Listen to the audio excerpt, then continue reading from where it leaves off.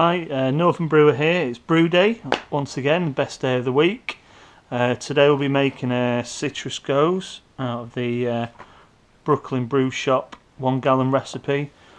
Now, because the Booklyn Brewshop do sparging, and I've took to Brew in a Bag, I've decided to use Brad Smith's BIAB software, input all the ingredients, messed around with the amount of Pilsner just to bring the ABV up, simply because Brew in a Bag loses a bit of efficiency and you do have to use a few more grains to bring up the alcohol level.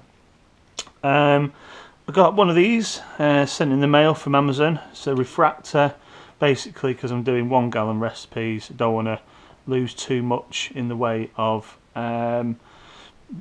beer using hydrometer. So unfortunately you need distilled water to calibrate it. I did try it with tap water, doesn't work, so I'm going to be getting some distilled water in the near future, get that calibrated and then get using that, because you only need a couple of drops using this.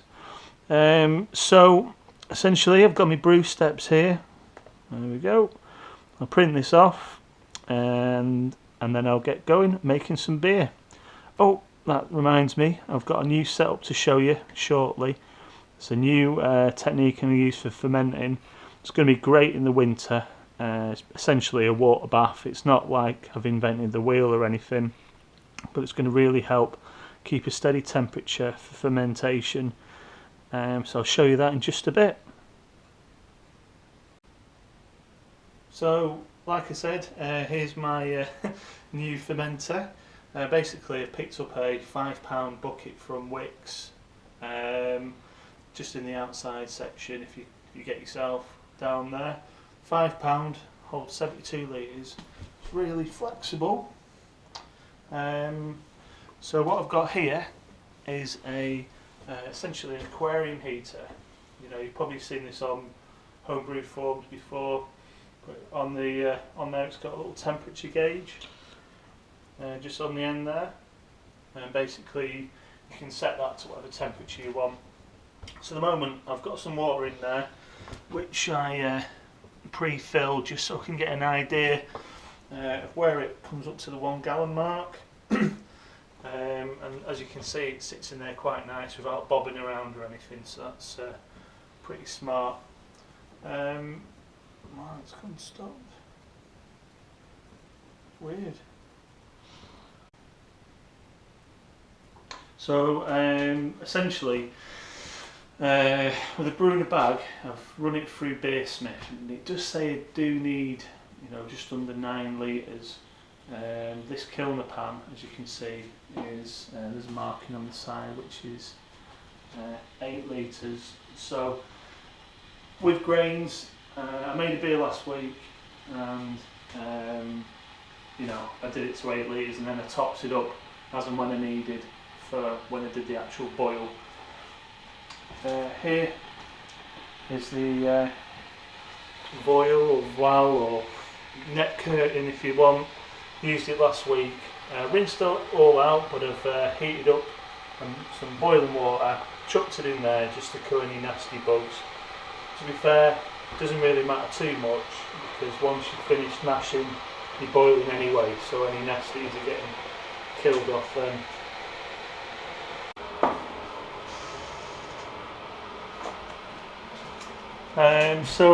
Whilst the kettle's boiling, I'm going to do 2.5 kettles worth and then top up with cold water, and then hopefully it'll be around the mash temperature, strike temperature, before I add the grains. So BIAB's great because you can put it in metric, US, imperial, whatever you want, and you can change it up, mix it up, and essentially on here we've got all the weights in grams. Now ideally, and I'm going to get one soon, I'm going to get a proper scale. These are okay, but for weighing hops, they're not the best, because they don't do point. I think they do 1 point, but not 2. So got my hops, calls for 2.83 grams, so if I just whack them in there, well, that's 3, so pretty much that already. So this recipe, German Taittinger hops, excuse if I've got that wrong. Now, to be honest with you, we went there searching for hot pellets, but we didn't have them, so we've ended up with these, which is a bit of a punt, to be fair. Let's continue.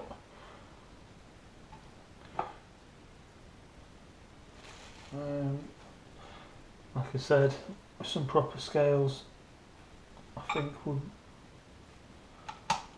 really benefit us, because these salter ones are a bit tricky. There's 3 Gs, and then that is it 2.83. There. And then this should weigh 5.67 or just under 6 with any luck. There we go. Perfect. Because basically the hops are going in. One lot goes in after 15 minutes, 45 minutes. That's the most hops. That's what gives you the bitterness. The third one in the boil it goes, and then the next one is after 30 minutes. That's more of the flavouring hops, and then the last one goes in with 15 minutes to go, and that gives you more of your aroma hop profile. So the first lot is the big bulk. That's where you get most of your bitterness. Yeah, smells hoppy. Not quite the US fruity hops that I've come across so far, but you know, this is a Gose. It's from Gose, a place in Germany. So it's only right to have proper German hops.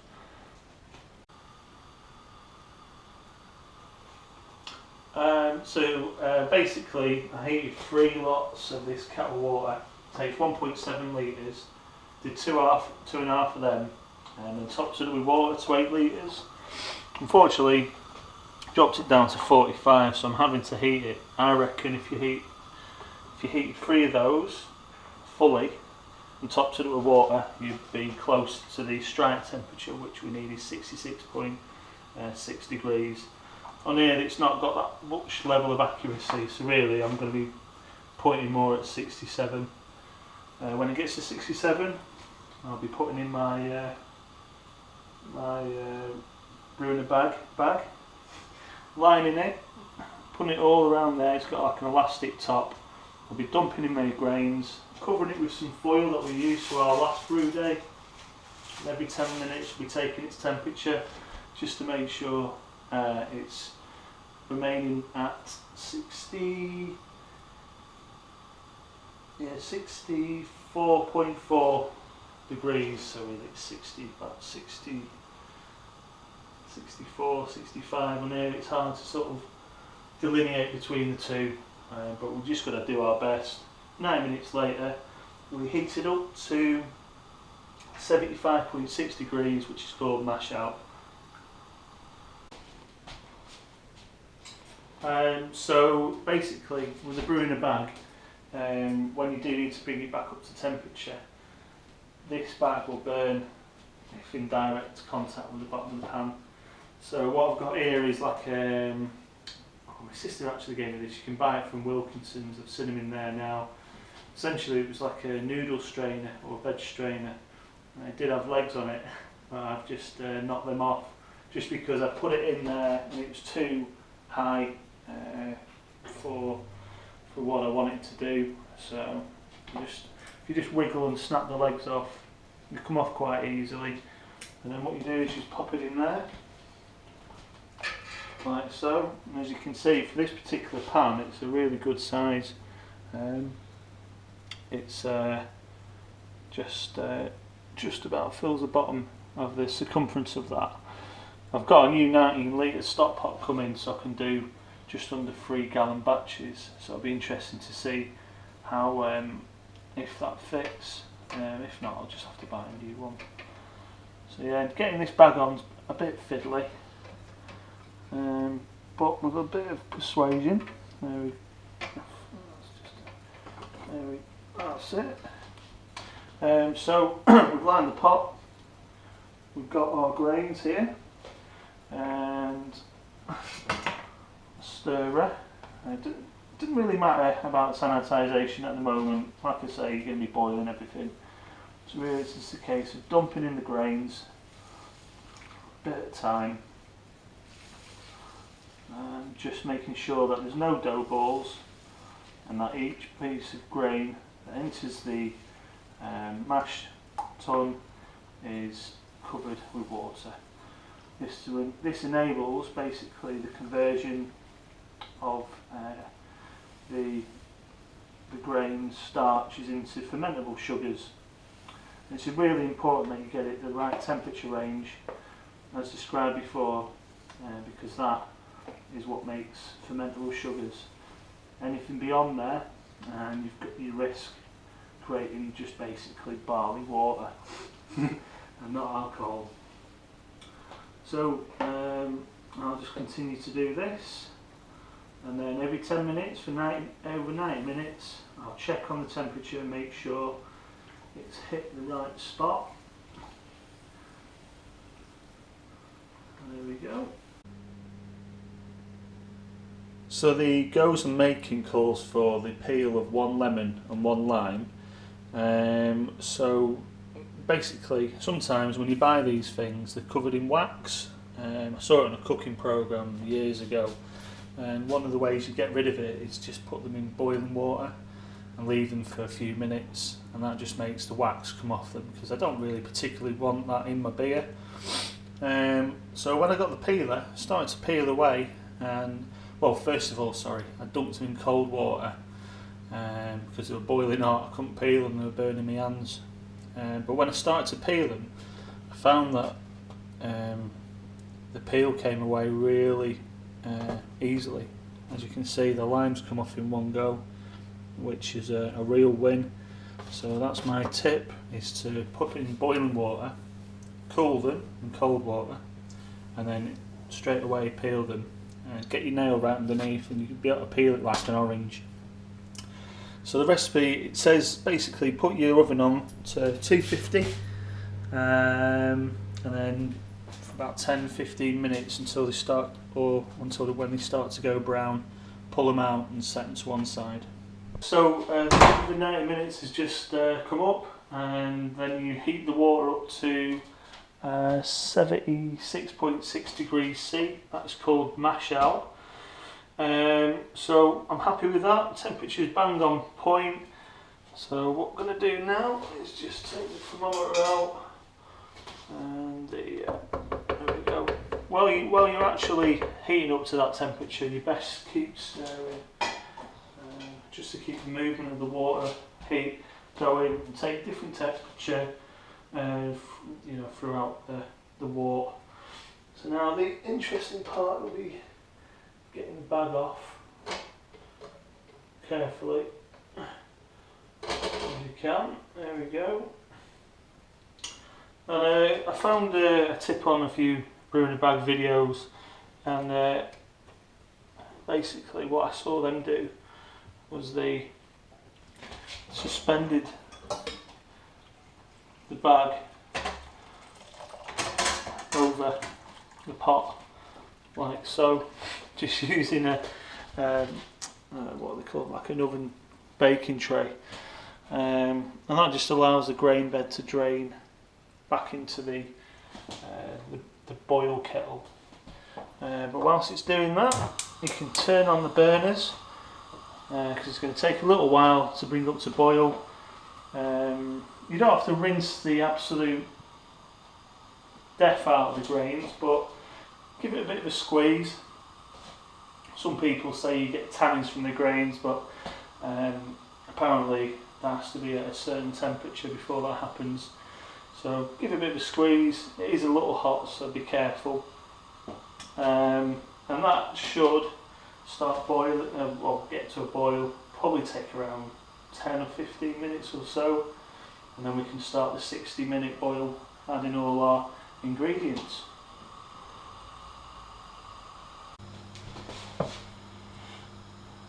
So I think is it 5 minutes before the end. Turn off the heat. Actually, at flame out, we add 3 tablespoons of crushed coriander. It's got a real lemony, fragrant smell to it. It's beautiful. And also 3 tablespoons of coarse rock salt, sea salt, sorry. So what I'll do is I'll just chuck that in there. Don't have to do this, but there we go. Nice and mixed, you can chuck it in. So at the minute, we've added 1 lot of hops in about 4 minutes. So this is what's called a rolling boil. This is probably just about right. It's evaporating at a good rate. It says my post-boil volume is around just under 6 litres. At the minute it's just under 7, with about half an hour to go. It started about 8, so we're pretty much on point for that. There we go. Right, so the next lot of hops in. There we go. And then we set the timer to go for the next one. Cheers. So sometimes your demijohn might need a bit of a clean if it's not brand new. One way you can do it, bang some rice in with some vinegar, a bit of hot water, give it a right good shake, like that. And basically the rice just picks up any hard material from the side. I'm not sure what the vinegar does, but it does something. And I think it gives, like the missus says, it gives it a right good shine.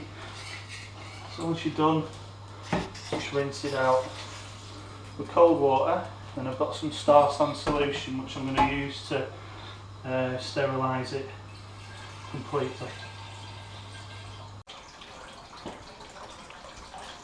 So now it's all about cooling down, like I said. We took an original gravity reading, but because it's just fresh out of the boil, the gravity is nowhere near what it should be, so we're just chilling it down. Ideally you'd have a wort chiller, but we're only running a 1 gallon setup, so we've just got a cold water tap continually running, so it's going to just go down the overflow pipe there. Put the lid on so you don't get any microbes in. Very important at this stage, because you can easily ruin your beer. But if you get some microorganisms in there, or wild yeast, whatever, it's never fully 100% clean, but we'll do our best. This should take around half an hour. I've got a timer on just to see where we are at that point, and if I need to carry on I will do. The main thing is I want to touch this as least as possible in this time, so in half an hour I'll know more.